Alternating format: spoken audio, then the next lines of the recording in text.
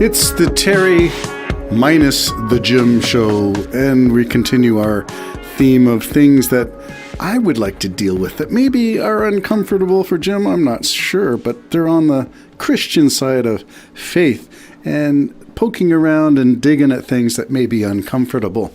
And in this case, it's a new podcast that I'm kind of fascinated by. I think the host is pretty right on a lot of things, but I don't see eye to eye completely with him. I like his tone. I like the way he investigates and explores and fact checks claims. This one is called The New Evangelicals. If you haven't had a chance to watch any of that, maybe if you're a person of faith, it might be encouraging to you. For me, it's just a point of interest to see what's being said, how it's being said, and topics that are being explored. I liked this particular podcast because it features Allie Beth Stuckey, and she is sort of a spokesperson for the right, for conservative, for GOP, for family values, for, well, how far right will she go? She is a Christian. How far right can Christians go before they cease to be all about Jesus and more about Caesar? And that's where we have the separation of church and state issue. Anyway, this is a good podcast. I'll play a few minutes of it and then talk about his approach and how the host handles this kind of stuff. Here we go. I really feel like for Allie, she's part of what I call is like the American Christian persecution complex. They almost want to be persecuted. Hey friends, welcome back to the YouTube channel, or maybe you're listening to this on our podcast. Either way, thank you for being here. Great to be with you. On this response video, I want to watch with you the trailer for Allie Beth Stuckey's in-person event called Share the Arrows. Now, maybe you're new to the channel or you're new to the podcast and you're not sure who Allie Beth Stuckey is. Allie Stuckey is one of the largest right-wing commentators in existence right now. She has hundreds of thousands of subscribers and followers on all of her social media channels. She has a podcast that routinely ranks in the charts. She's very influential. She's 32 years old, so about 3 years younger than me, and is very much someone who would come out of the more reformed evangelical perspective. So think Calvinism, God predestined people to go to heaven kind of view. And she also is very much in the camp of Christian nationalism regarding her political views. In fact, she's been one of the loudest voices that have been outspoken against things like IVF, which is kind of it's really a new calling or a new canary in the coal mine kind of attitude that people like Allie are having towards IVF, which is interesting, and we'll get into that later on. But yeah, so anyway, that's kind of who she is, and she's doing this in-person event. The first one ever, I think, that is hosted by her and some special guests, which we'll unpack. And I watched the trailer for this, and I just found it so fascinating for so many reasons. And what I wanted to do in this video was go through the trailer with you, kind of respond to some of the claims that she's making, expose for you how Christian nationalism plays a role in all of this and how we see Christian nationalist ideals in this video, and then talk about the guests that she's bringing with her at this one-day event. So there's a lot here, a lot to unpack, and I'm really excited to do it with you. Before I do, thank you for being here. If you like this video, if you like what you see and hear, please make sure to subscribe to the channel. And if you have any thoughts as we're going through, please put them in the comments. I do read comments. I do see them, and I really enjoy hearing your thoughts and perspective on all of this. So the trailer for this event is about 2.5 minutes long. Let's go through it kind of piece by piece. I want to address a few things that she talks about, and then we'll go from there. So without further ado, here we go. Like most moms, I find myself worrying about the world my children will grow up in. The America of my childhood was patriotic, hardworking, and family-focused. Yes, we had our challenges, but nothing like what we face today. Okay, let's stop right there. Let's stop right there for a second. She sets it up already as this mythical past where when she was young, things were really simple. People were patriotic, they were hardworking, and family focused. Those are the three words that she uses. And a lot of Allie's mantra on her social media accounts is how we're facing a moment of cultural decay. Things are worse than they were back then when Allie and I were both children. So I decided, why don't we just fact check a few of those claims? She talks about how people back then were hardworking. So something I wanted to pull up, which I did, is labor. Let's look at labor. So what I did for this was I asked ChatGPT first. I said, hey, can you give me a chart on the average or how many hours people work in the US starting in 1990.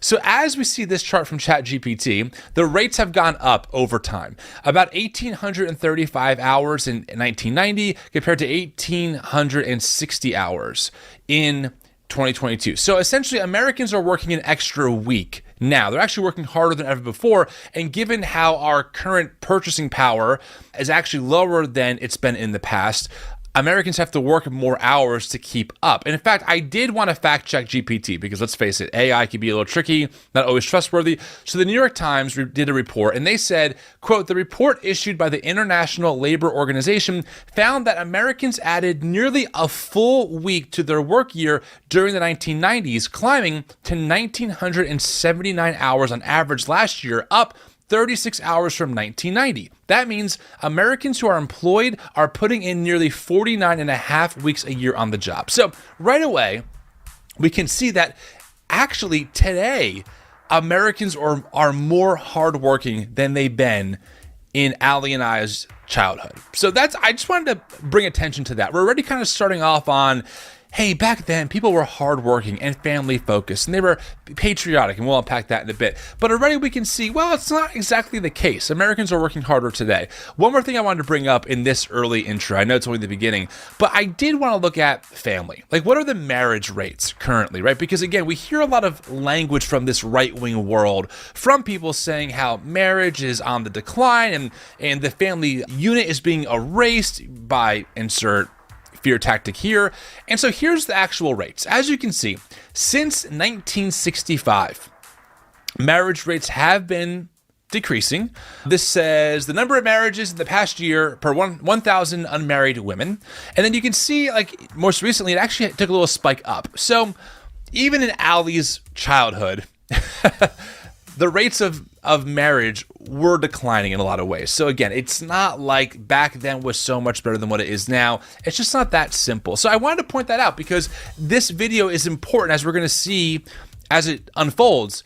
It's very much juxtaposing this past where things were great compared to the reality now. So let's keep going. There was no confusion over whether boys can become girls. We could visit the library and go to school without worrying about being force-fed politics. I'm sorry. If you're listening to this, so far the images are like of kids at Blockbuster, and right now it's a video of Full House.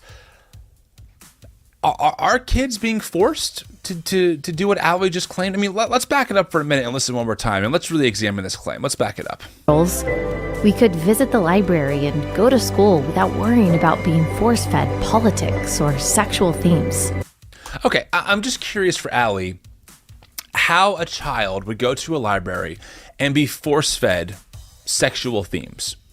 Is a librarian holding down a child and bringing them into the adult section to read books that are designed for either teenagers or adults? Is that what's happening here? Is someone tying a child down and forcing them to look at pictures or something?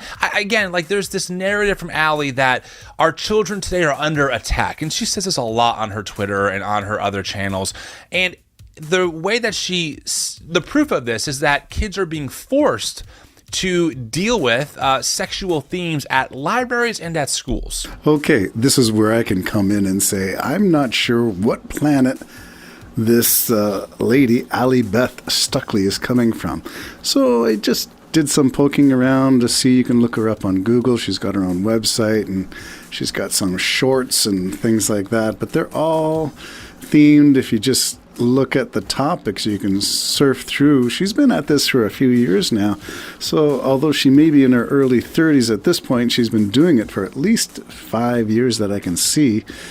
And definitely a conservative point of view. Definitely, should I call it a trad wife? Do you know what that means? Traditional wife. So stay at home, barefoot, pregnant in the kitchen. Is that what she's advocating? I'm not sure, but it sure looks like it's along that line. And she's quite conservative. That's, I think, a fair way of saying it. I'm not sure how far right she is, but she does have some interviews with some really racist, pretty zealot people. So, yeah, I would say she's pretty far right. However, that's not the point of all this. My point in bringing this fellow up, Tim Whitaker, is that I think he tackles these things in a fair way. He has his point of view, and looking up Tim Whitaker, one of his episodes, Does the Evangelical Church Need to Die? Well, that's been a question people have been raising for a long time, especially with the Southern Baptist Conference, SBC, going fairly far right and becoming political and throwing their lot in with Trump, who's an adjudicated rapist, who is a convicted 34-time felon, and they're supporting him for president? What gives when your faith makes that okay? All right, there's a lot of other stuff to go through with this, but the episode I'm looking at is called Refuting Allie Beth Stuckley's Lies About America, Indoctrination, and Racism. And I found the fellow Tim Whitaker to be worth listening to. So if you get a chance, that would be where I would steer you. The New Evangelicals is the podcast. Tim Whitaker is the host and co-founder, I think. I don't know who all the others are, but they have a website as well as a YouTube, as well as other social media podcasts available. And you can support them, of course. So a person of faith, he seems to be. Doesn't go as far as I would go in terms of criticizing other people of faith and the, what I would call outrageous, outlandish claims that they claim their faith allows them to hold these views that are radical. And I'm not sure that I find that in the New Testament at all. So here's just one of them, Allie Beth Stuckley. Look it up for yourself. Link in the description. Jim and Terry Show signing off for now.